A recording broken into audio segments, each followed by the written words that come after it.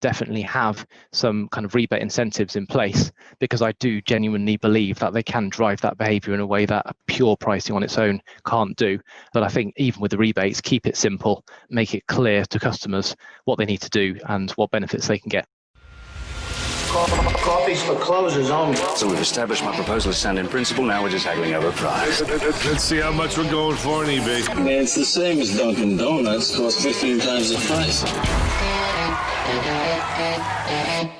Welcome to Impact Pricing, the podcast where we discuss pricing, value, and the giving back relationship between them. I'm Mark Stiving. Today our guest is Andrew Butt. Here are 3 things you want to know about Andrew before we start. He is the CEO and co-founder of Enable. It's software that deals with rebate management, which we're going to talk a lot about today. This is his 3rd successful startup. He knows what he's doing. And probably my favorite thing is he's a helicopter pilot. Welcome, Andrew. Hi, Mark. Thanks for having me. Hey, it's going to be fun. I always ask this question, and maybe you don't even think you are in, but how did you get into pricing? I got into pricing. You mentioned flying. I met my co-founder when we were both learning to fly, and he was running a large distribution business, which was very successful, but had lots of challenges around managing pricing within the business. And being an IT guy, I kind of started to help to solve them. Nice. So you actually were into pricing, more than just rebates. Yeah, absolutely. And the complexities of pricing around distribution. But I think what we found is rebates were a particular kind of challenge, kind of like spaghetti, being managed in spreadsheets and all over the place. So that's why we kind of focus there. Okay, so I think it's obvious that I and most of my listeners understand what a rebate is, in the sense that we go buy something at the store, they give us a rebate coupon, and we may or may not fill it out and send it in and get a rebate back. Is that what you're talking about, or are you talking about something different than that? Sure. So most of what I'm talking about is really B2B rebates, as opposed to the consumer type rebates you mentioned, Mark. And that is really different and happening at scale, as opposed to just us as individuals claiming the odd coupon back. Got it. And so what's different in B2B? I've heard nightmare scenarios, and so I really want to explore this B2B rebate, what it looks like, who would use it. Just let's start with what's different about B2B rebates. Sure. So, I think rebates generally are all about driving behavior. And because they are claimed back retrospectively, then you have to do something in order to collect the rebate. So that's how it's kind of designed to drive behavior. And I think in B2B, it's really kind of all about driving that behavior across a supply chain and trying to hit objectives over time. And it's kind of really, for me, rebates are the currency of joint business plans that exist between trading partners. So it's a lot more kind of ongoing than just a B2C type one-off rebate situation. So we think of this B2C rebate as you have to go do something and then I'm going to send you money. And in the B2B world, it's something like that. But what's different is we're trying to construct a business model, a business operation that makes sense for both of us. Yeah. And that we both execute to. Is that close? Absolutely. I mean, I was just thinking there when you mentioned you've heard lots of nightmare stories, and I guess rebates possibly have got a bad reputation when it comes to B2C, and maybe because is it some kind of tactic where people hope that consumers don't claim the rebate, and it's kind of a con. But whereas what I see in B2B is it really is like a incentive program that you would have with your sales team, and what I see is this kind of indirect supply chain where you've got manufacturers trying to get products to customers through a distributor or through the channel, and you really are trying to incentivize those distributors to get the products that you want to market in the volume that you want. And so the rebates are not at all a bad thing, like we might think about with some of those consumer nightmares. It really is about a genuine and very effective incentive program that similar to what you might have with your own sales team. Yeah, it's funny because you bring up the B2C side, where I think consumers tend not to actually fulfill their rebates or ask for their rebates back. What I've heard is a nightmare in the B2B world, and please tell me if I'm wrong, is the exact opposite of that, where once I offer you a rebate program, nobody really checks to see if you did your thing. You just expect to get the rebate later at the end of the year. Yeah, no, that's a really good point. And I think one of the reasons I'm passionate about rebates, which is maybe a funny thing to say, maybe there are many people that are passionate about rebates, is that they have often lost their power, and they've become, some people say they've become deferred discounts for the reason you say, Mark, that people just expect to get them and they're not actually doing what they should do. And the fact is, it should be possible, and it is possible to track behavior effectively and actually check that those things are happening. And when you get that working nicely, I've seen great things happen. And I've really seen those kind of supply chains come together, and that tight integration across the supply chain where the rebates are working effectively and actually driving mutually profitable growth for both parties, both the seller and the buyer. So why a rebate, and why not just giving a discount to the distributor? Sure. So the reason why is because manufacturers really want to hit certain volume and value targets. And so let's take a simple example. I'm selling you this glass of water here, and I'm selling it to you for $1, and you might say, well, I want it for 90 cents. The thing with that is, if I agree, you might only buy 1 unit. But I want you to buy 1 million units. So I say to you, you know what, you've got to pay me $1 for this, but once you've hit 100,000 units, I will then send you 10 cents back per unit.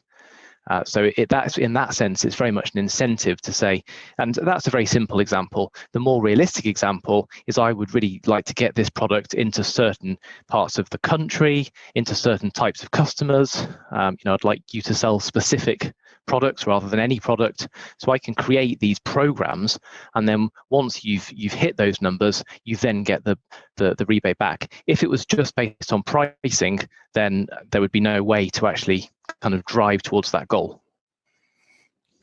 Okay, and so let's stick with talking about manufacturers offering rebates to distributors for a minute. And it seems that the manufacturer has to gather information from the distributor. If it's simply volume based, then I know how much you bought from me, so I'm going to assume you sold it through, and that's fine.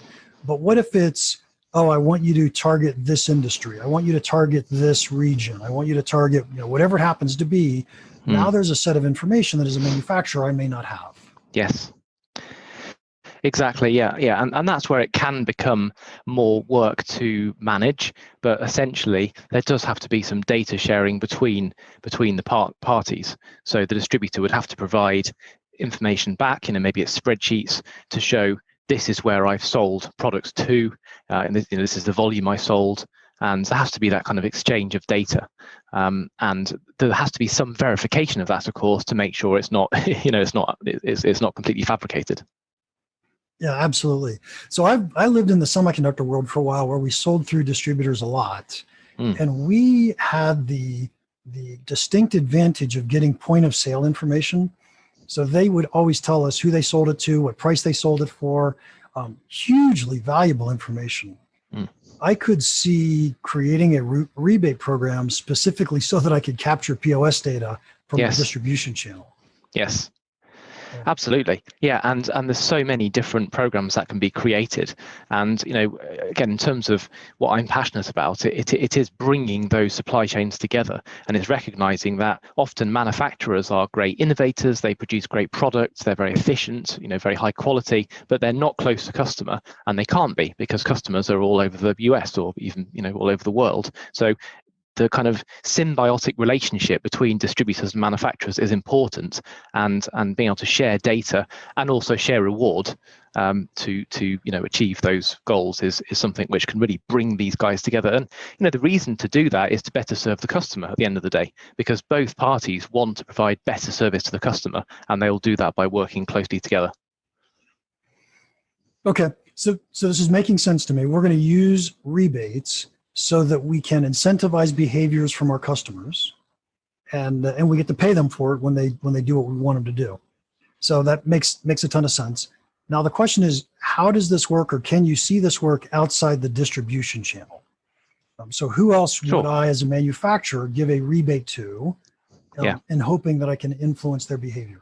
Yeah, absolutely. So the short answer is yes, and we're seeing this in all sorts of areas. So, one example is recruitment.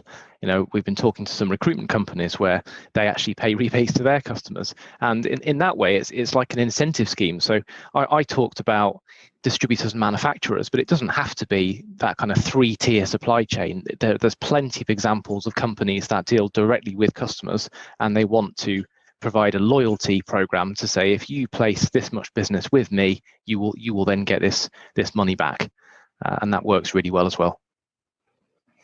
Yeah, one of the things I always thought about doing is when I was in the semiconductor industry, was offering rebates to end customers, so that I didn't have to worry about did the channel do what I wanted them to do, but I could get the end customer to behave the way I wanted them to behave. Sure. Yeah, no, that does happen a lot. And again, it creates all sorts of complexities, because you've then got these claims coming in, these rebate claims coming in from kind of unknown entities that you as the manufacturer have never dealt with, and you don't know them. So that does present some challenges, but you're absolutely right. It presents that opportunity to establish a direct connection. And I guess, we use the word rebate, which again possibly has some negative connotations, but all it really means is just paying money back. It's just rebating something back. And there are so many forms of that money going back. There can be promotional funds, there can be market development funds, there can be all sorts of pots of kind of incentive money going back to the customer. So what was the problem that you guys solved when you started your company? Why did you start Enable? Sure. Well, you've actually touched on many of the points, Mark, in the questions you've already asked, which is this data flow is very complex. So you've got, let's stick with that three-tier example of a manufacturer, a distributor, and then the end customer. The distributor needs to be able to provide data back, so it could be point of sale data, but that data back to the manufacturer of what they've been up to, and that then has to be validated, and based on that, money has to be paid. And these are all the things which were not happening at all well, because they're difficult, they can be very manual. And as a result of that, we had many situations where manufacturers were not paying the rebate that was promised, not because they were trying to be malicious, but they just couldn't calculate it and couldn't work it out. You could have situations where distributors abused manufacturers and claimed too much, more than what was due. And the whole idea that we've been talking through here, which is so powerful, was just not being executed well. So we saw the opportunity to automate that with a SaaS software platform, which is exactly what we've done. So it sounds interesting in the sense that there are a lot of pricing companies out there that essentially automate the transactions, the quoting, and what you've essentially said is, here's this piece of pricing that goes on that nobody's managing well. Let's try to help manage that. So. Yeah, exactly. And we really believe that in every trading relationship, every buying and selling relationship, there should be these intelligent kind of deals, these incentive deals in place that can be kind of tracked on both sides using the same language, and then each party can be rewarded when they hit the goals. So I think fundamentally pricing is essential, but then having this overlay to kind of drive performance and say, based on my market share this quarter, and what I'm seeing, with the new products I'm launching, I really want to try and kind of drive the market in this particular way, and I'm going to use rebates to do that. Yes. So let's, we've been talking about rebate execution now. Yes. How do we manage that? What I would find fascinating is, how do you coach companies to do rebates? And do you guys do that? Sure. No, it's a fascinating point. And I think that there's such a big problem now in terms of the amount of rebates already in play that are not well managed, that what's taking up all of our kind of time and capacity is just helping companies solve what they're already doing, or should we say automate what they're doing, and getting better at what they do. So that's the focus right now. But we are seeing examples of where companies actually start doing more and becoming more dynamic and more fluid, and creating more rebates once they've got the tools to do that. And in that way, we can start to offer some best practice of, this is what we've seen. And again, it's all about this mutually profitable growth of saying, if the manufacturer can grow their sales profitably, then the distributor can do the same as well. So I do see an opportunity for that very much. Yeah, I would agree, because I can tell you that in the world that I was in, we often talked about trying rebates, but the complexity of managing it, et cetera, just kept us from wanting to do it. We said, no, we're not going to bother. Yeah. And so I could see a lot of people who said, yes, I'll take the leap, I'll do rebates, and they struggle with the complexity, which you help them solve today. But what I think the real win is helping companies who don't do them today realize the power of rebates and how it's not this complex problem that you have to go solve, because here's the solution to the problem. Yeah, no, I would certainly agree, and it's fascinating that often we see companies have rebates with, let's say, their top 20 trading partners, whether that's their suppliers or customers, and that's what they're trying to solve. And what they recognise is in that long tail of much smaller trading partners, there's so much more they could do, but they just haven't ever tried because, to your point, it's been too difficult. So we can help them tap into that long tail. But I mean, a question for you, Mark, is we come across this thing around net pricing all the time, where companies have their pricing, they know what they pay, but because they get rebates as well, and it can be multiple, trying to work out the actual kind of underlying cost price, if you like, the net price is very difficult. So that's something we can also help on. But does that come up with you and your listeners, this sort of trying to work out the true net price? No, so there's this thing called a price waterfall, where a rebate would certainly fall into the price waterfall, and we're looking at what McKinsey calls the pocket price. So you can think of it as the net price. What do I actually put in my pocket after all of my expenses, which could be co-op marketing dollars, it could be rebates, it could be shipping costs, right? Yes. It's specific to an order or specific to a transaction. And so we could certainly see that as a valuable piece. But one of the main problems I always saw with rebates was who gets the credit.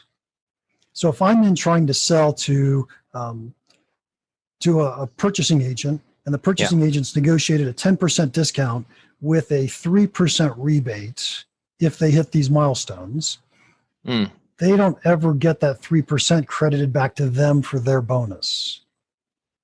Okay. So they much prefer the discount than the rebate. Yeah. Well, I think this is where we can get creative, and it can benefit multiple parties at the same time. So there's no reason why the agent couldn't also get a slice of that rebate. I mean, what we are seeing is these rebates are also getting more targeted and more specific. So they might sometimes be just an umbrella. So say on all purchases or all sales, but then you can get right down to specific customers. So I might approach you, Mark. Let's imagine I'm buying products from you now, and I approach you and I say, I've got this one big customer. They're going to place some massive orders, but I need more support from you to win the business. And if we can't get it, there's a risk they will go to your competitor and we'll both lose. So we're going to both win here if we can do something. And a deal will be put together just for that one customer through the chain, if you like, from you to me and then to that customer. But that can only work when the data is transparent. So in your example of the agents, there's no reason why they couldn't be cut into that and could benefit. And it's all about aligning behavior and getting everyone to behave in the same way. And that's something where I think rebates can be very effective. Yeah, I think it's a really good thing at aligning the company. I was pointing out the agency problem of the specific procurement person. So, and by the way, what you just described happens in semiconductors constantly. It's a process called ship and debit, and they do this for many companies. Yes. And I never thought of it this way, but ship and debit is truly just a rebate. It is. No, ship and debit we come across all the time. Also, you mentioned co-op funds. I mean, that is something which is often rebated back. And also special pricing agreements, SPAs. I mean, that's in a similar bucket to ship and debit. But there's one thing which never ceases to amaze me, which is my vocabulary keeps growing in this industry, because all these words, ship and debit, special pricing, everyone talks about these things using different words. I think someone else I spoke to called them deviations, for example, price deviations. So, yes. Nice. And so what other industries do you see rebates being successful in besides warehousing or distribution? Sure. So, Yeah, I mean, I think with distribution, it's so many verticals, and we see this in automotive, in electrical, in construction, pharmaceuticals is a huge space, as this goes on all the time there. But outside of that, I mentioned recruitment as an example, certainly financial services, and even when you get into things like telecoms and mobile billing, billing for events that happen on a mobile network, that this does pop up in all sorts of places, but probably under different names and guises. But I really do genuinely see any B2B relationship. Let's say you are supplying B2B customers directly, and you want to kind of give them a loyalty program, then this is a great way to do that. And that can work and does work in any industry. Hardware and software and IT generally, this does go on all the time as well. So it isn't just physical goods. It's really any type of trade. But I think it is B2B. And as you said at the beginning, the B2C thing is completely different. Yeah, it is definitely different. What do you think it is? And I know you're trying to convince me it's not different at all, but what do you think it is that makes hardware companies, so physical distribution companies, more amenable to rebates than, say, software companies? Yeah, it's a really good question. I mean, I think there are rebates in software. I mean, it's not something I'm, in a way I'm answering your question, in a way I'm not. I don't know a lot about kind of rebates in software, and it just so happens that we've had a lot of interest and demand in these goods which are more kind of physically related. But whether that's just because we followed a strategy of working in a sector and then kind of growing from there and doing more in that same sector. So whether it's just almost accidental or whether it is indeed because that's just how the world works, that there's a lot less rebates in software, I really don't know. So let me ponder on that thought for another minute. Yeah, no worries. Hey, if you come up with an answer, send me a note and I'll put it on the show notes because I'm sitting here thinking about it myself too, and I don't have a really good answer other than I think in hardware you often get this multi-tier distribution, and in software you don't have as many distribution channels. We'll put it that way. Yeah. So. Yeah, no, I think that's fair. I think where you, again, because rebates are trying to drive behavior across a supply chain, you would tend to have that more kind of extended supply chain, to your point, in physical goods than software. But I guess my belief is this is such an effective way to kind of drive loyalty that it doesn't need to be an extended supply chain. It can just be, and we do see it being just between a company and its customers, which would apply to software as much as anything else. Yeah. Okay. So what's the most creative rebate that you've seen? Well, we know that buyers and sellers are creative and come up with all sorts of weird and wonderful deals. So, there's the deals and the rebates are often product specific, so they can be in different units of measure. So we said a very simple one is just volume. That's very simple, but I've seen them where that you get into boxes or kind of by pound weight or by square meters if it's a physical product. There's all sorts of deduction type formulas where you have to calculate one and then deduct the earnings from that before you calculate the next one. So these are called strings or waterfalls. You get deals which are back to $1. So effectively, you buy this many units and you get 5%, then this many and you get 10%, but the 10% goes right back to $1. And others where that's not the case, it's just stepped, but you don't get that benefit. So there's all sorts of combinations, and trying to work this out, I said earlier, it's like spaghetti. So yeah, I think we will never see the end of kind of buyers coming up with ever more kind of creative ways to do deals. Yeah, nice. And so on the other side, what are the most creative behaviors they're trying to drive inside their channel? Yeah, well, I think it is really trying to kind of achieve market share goals. That's a big one. So it's recognizing that we are very strong in Southern California with a particular type of product in convenience stores. Okay, but then in kind of let's say in a different state, with that product, we're kind of significantly below the competitor. So we're now going to make it disproportionately more profitable for people in that part of the world to sell that product, to be able to move that balance. I think also new product launches is a big one, where people are creatures of habit. They're buying the same again and again and again, and I'm prepared to really invest and give away a huge amount of margin to get a new product to market, because once people start experiencing it, I know that they'll just repeat buy. So those probably new products and kind of moving the market across different geographies would be the two big drivers. Nice. Andrew, we're going to have to wrap this up, but the final question for you. Sure. What's one piece of pricing advice that you would give our listeners that you think could have a big impact on their business? I think simplicity is always good.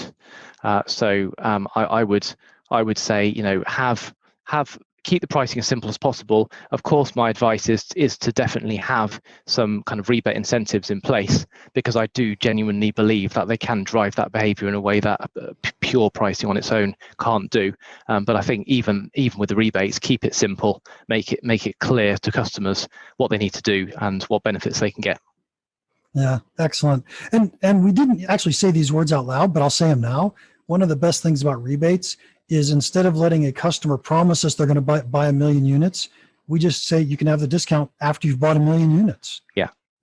That's the best. That's the kind of a great summary of why these things exist. Yeah, excellent. Andrew, thank you so much for your time today. If anybody wants to contact you, how can they do that? So I'm just enable.com. So just literally go on to enable.com and you can contact me and see all of our social media from there, and certainly get to my contact details there as well. Excellent. Thank you so much, Andrew. Episode 104 is all done. To our listeners, would you please leave us a review? These are very valuable to us. Prof. Desting wrote us, fabulous show, insightful. Mark really understands pricing and is able to teach lessons regardless of who the guest is. He seems to be asking the questions I want to ask. Thank you, Prof. And visit our new website, impactpricing.com. We will have all of our content up on the main page here in the very near future. And if you have any questions or comments about the podcast or about pricing in general, feel free to email me, Mark, at impactpricing.com. Now, go make an impact.